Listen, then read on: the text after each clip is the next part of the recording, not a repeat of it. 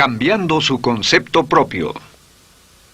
Para repetirlo, todo cambio en su vida comienza con un cambio en su concepto propio. Y esto nos lleva a lo que dijimos cuando hablamos sobre los 3 ingredientes del concepto propio al principio. Dijimos que hay 3 partes: el autoideal, la autoimagen y la autoestima, o cuánto se quiera a sí mismo. Ahora, lo que quisiera hacer es hablar un poco sobre lo que llamamos el ideal de sí mismo.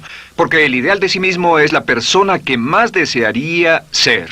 Cuando comienza a pensar en cambiar su personalidad, mejorar su personalidad y mejorar la calidad de su vida interna y externa, debe comenzar con una meta. Debe comenzar con algo a qué dispararle, algo a qué dirigirse. Les explicaré.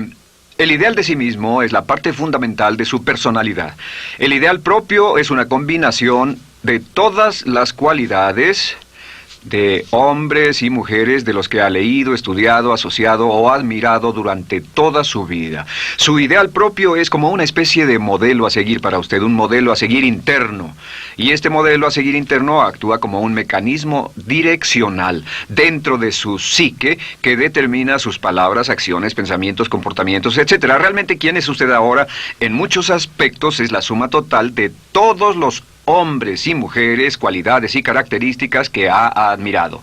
Cuando lee una biografía o una autobiografía, una historia sobre una persona que ha hecho algo que usted cree que es admirable, mostrado una calidad de inteligencia o carácter o compasión o perseverancia o persistencia o valor, etc. Si alguien ha hecho esas cosas y usted tiene la tendencia de admirarlos, si los admira, lo que pasa es que tiene una tendencia inconsciente, aún sin saberlo, para tratar de ser más como ellos. Ahora, existe una diferencia entre su imagen, que es donde se ve a sí mismo ahora, y su autoestima, que es cuánto se agrada a sí mismo. Y existe una diferencia entre su autoimagen y su autoideal. La distancia entre ambas, la forma en que se ve a sí mismo ahora y la forma en que desearía ser idealmente, tiene un impacto importante en su autoestima. Las personas que se ven a sí mismas trabajando afanosamente para volverse más y más como las personas que desean ser, tienen una alta autoestima. Las personas que se ven a sí mismas como teniendo una distancia enorme, casi infranqueable, entre la persona tal como se ven ahora y la persona que saben que podrían y deberían ser, tienen una baja autoestima. Así que el punto inicial para cambiar es cambiar el concepto propio. Debe usted definir claramente cómo es como quiere verse. Cuando yo tenía como 17, 18 años, me senté con una libreta y escribí la descripción de la persona que quería ser cuando creciera. Escribí varias páginas para describir mi personalidad, mi altura, mi peso, cómo me desenvolvería con las personas, etc. Y muchos años después, 15, 20 años después, yo he viajado alrededor del mundo 2 veces. Después de haber estado en 80 países, intenté un gran número de cosas y me topé con esas notas en un viejo Belize y las miré y las leí. ¿Y saben qué fue lo sorprendente? Que en el transcurso de los años me he convertido en la persona que describí en esa libreta. Así que le sugiero esto.